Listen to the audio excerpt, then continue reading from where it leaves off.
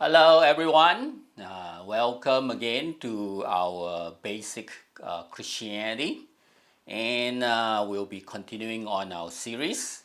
The previous lesson we talked about faith, belief in God, and for today, the topic of our lesson will be about the Christian faith.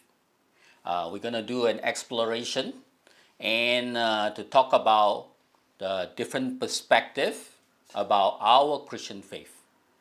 So the scope and objectives of our lesson is number one, to really understand Christianity from a worldwide perspective. So we will be comparing with other major religions. And these are the three objectives that I hope that we will get out of the whole lesson. We're gonna see the historical context and see how Christianity fit into the world religions so that we will have a better understanding about our own Christian faith alongside with the other faith. And then finally, I hope that after this whole study about our Christian faith, you will really get to appreciate our own Christian faith. Let me first start off with reading a verse from Acts chapter 17, verse 22 to 23. Paul then stood up in the meeting of the Areopagus and said, "People of Athens, I see that in every way you are very religious. For as I walk around and look carefully at your objects of worship, I found even an altar with this inscription, to an unknown God. So you are ignorant of the very thing you worship, and this is what I am going to proclaim to you." So from this verse, we see that Paul was talking to the Athenians, and he noticed as he walked around the city of Athens that they had many idols and many different type of gods, and there was even an idol named the unknown God. Isn't that very interesting? And you find that many people today, we worship God, but we don't really know who God is. And so Paul tells them that what is unknown to you, I'm going to proclaim and to teach you.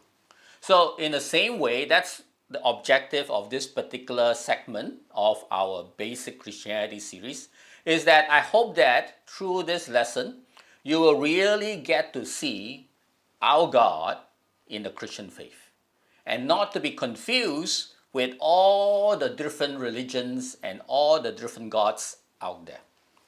So we're going to talk about four things in this particular section. First, we're going to compare all the major philosophies and movements in our world. Secondly, we're going to talk about primitive religion. And thirdly, we're going to talk about the major organized religion that we have currently in this world. And finally, we'll end up talking about the appreciation of our own Christian faith. So hopefully by comparing all these different philosophy, movement, religions, we'll really get to see why we believe what we believe and why we appreciate the faith that we have. So let's first start off with focusing on the major philosophies and movements. Even though this particular area is not so much about religion, not so much about faith in God, but it is still very important because this is something that many people believe in. And many people, call it so-called their religion, and they follow it. So it's important for us to understand all the different major philosophies and movements that are right now in our world. So there are four of them that I want to mention, philosophies. There are many. So first one is transcendentalism. So what is this about is that this particular philosophy people tend to believe the truth based on their own understanding and their own intuition. In other words, whatever their feeling is telling them, that they feel like this is the truth. Whatever their mind is telling them, and they feel like, yes, this is the concept that I need to follow. Or whatever that they hear around that they feel like it's reasonable according to their intuition. They believe that is their truth. So there's no particular standard. And individual intuition is the truth. And then secondly, you probably heard of the New Age movement. This started off mainly after World War II, where people kind of lost the concept of God or lost faith in God. And so, but yet in their heart, they want to be spiritual, but they do not want to follow an organized religion. So, New Age movement is very popular today in our world. Third one, another philosophy of movement is naturalism. This explains our world, the creation, without God. They look at the mountains, they look at the trees, they look at the animals, and they look at nature, and they see nature in terms of a spiritual form. But they do not want to believe in God. And finally, very popular among all of us is secularism. And what is that?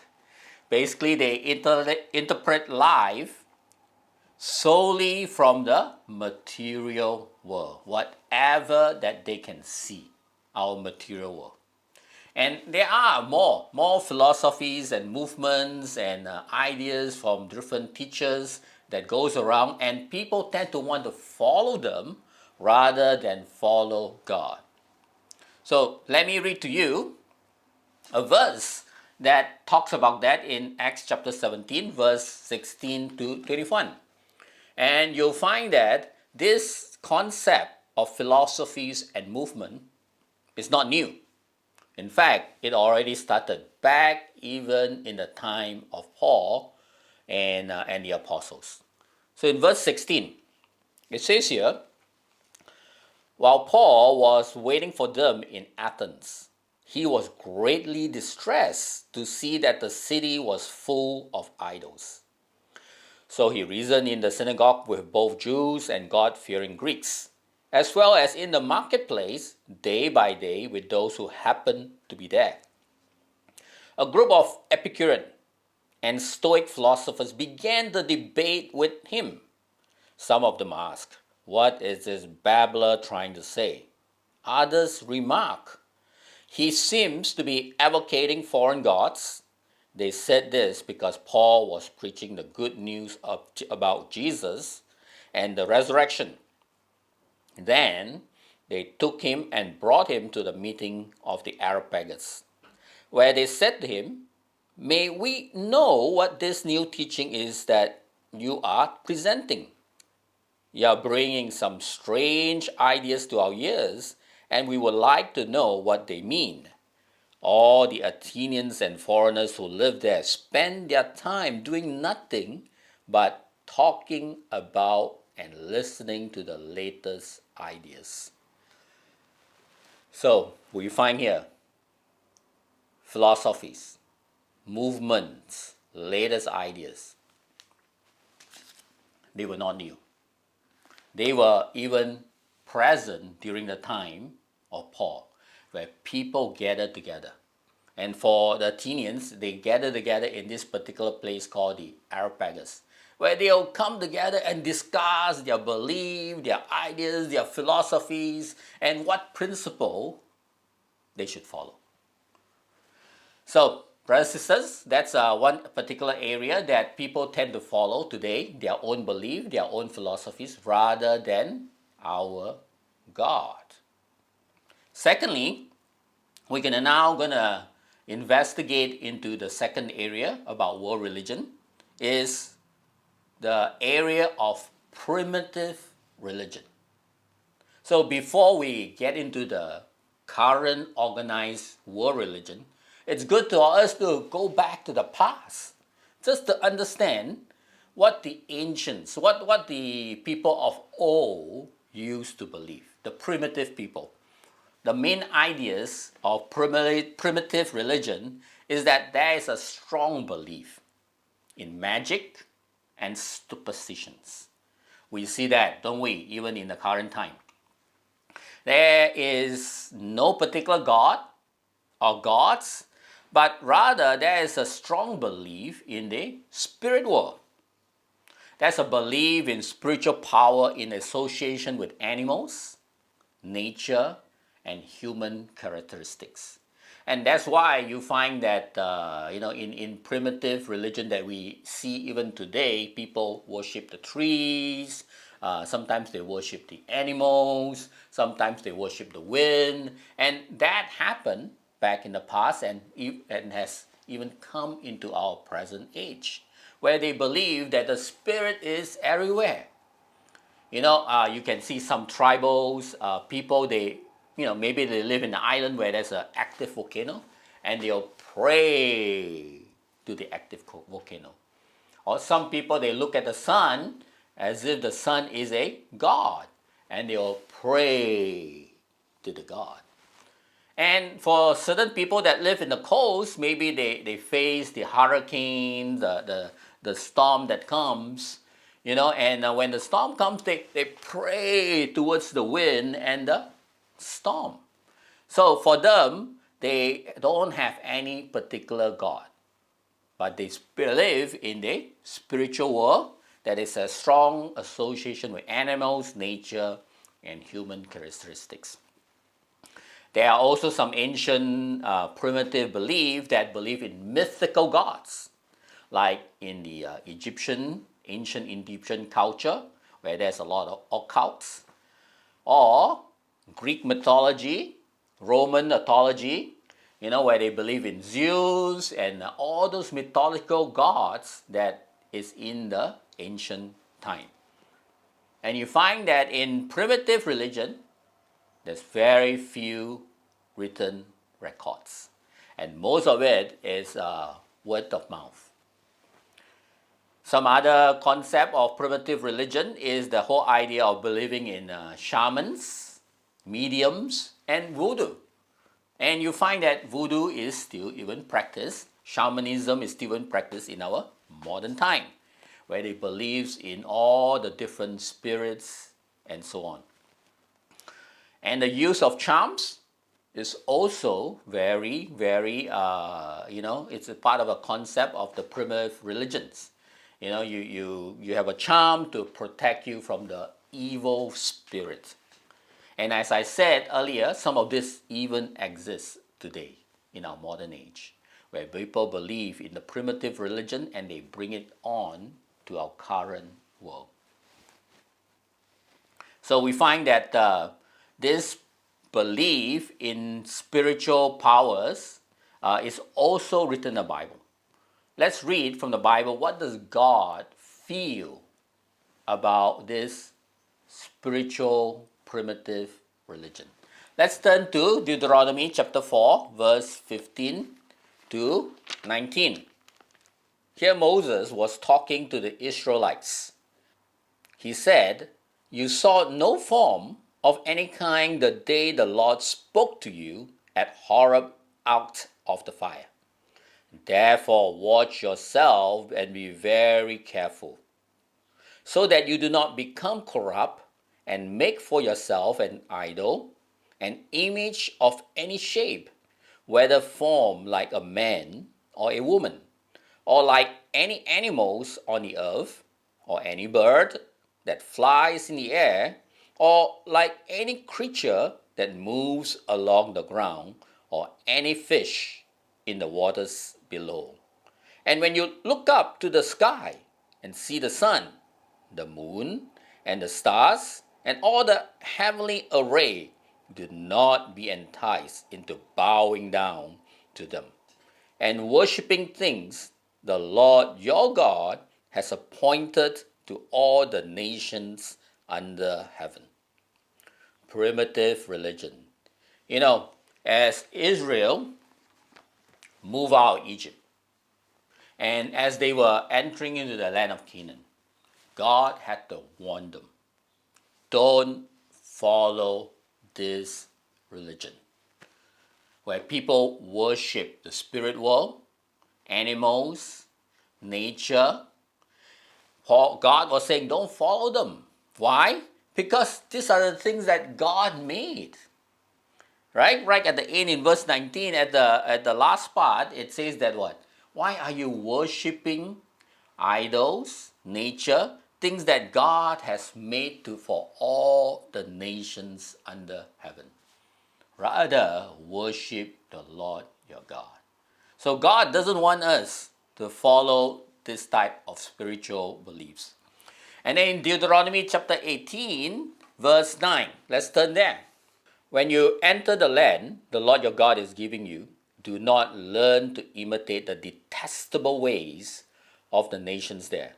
Let no one be found among you who sacrifices their son or daughter in the fire, who practice divination or sorcery, interprets omen, engages in witchcraft, or casts spells, or who is a medium or spiritist, or who consults the dead.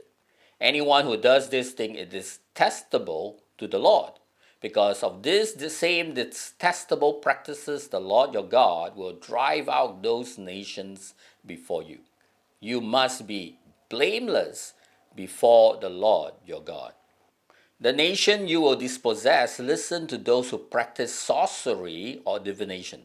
But as for you, the Lord your God has not permitted you to do so.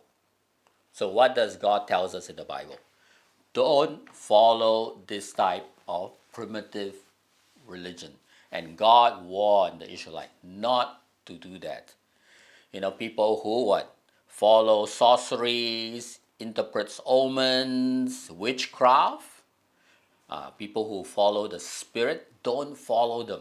In fact, there's a verse that talks about how if you follow this particular form of religion, it will what? Defile you. It will affect you. You might be thinking, does spirit exist? Yes, spirit does exist. And if you read certain passages in the Bible, it talks about how even some medium has conjured up the spirit of the dead, where God says, do not do that.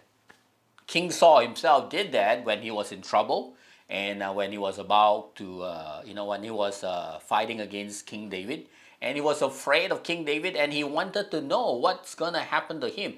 And he asked a medium to conjure up the spirit of the prophet Samuel to question Samuel. And Samuel was so angry with him and asked him and told him, what are you doing? Conjuring my spirit. The spirit world does exist, but it's dangerous. That's why God doesn't want us to follow this type or this form of religion. And let's turn to Isaiah chapter 8, verse 19. Let's see what the Bible continues to tell us. When someone tells you to consult mediums and spiritists who whisper and mutter, should not the people inquire of their God?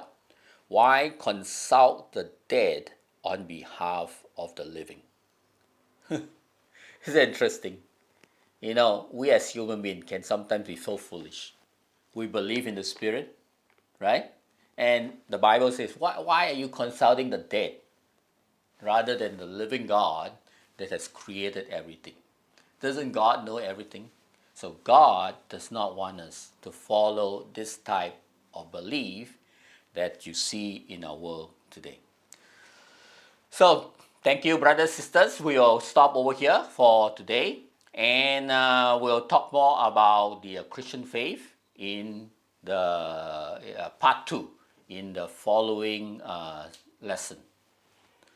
Okay, see you all. Bye-bye.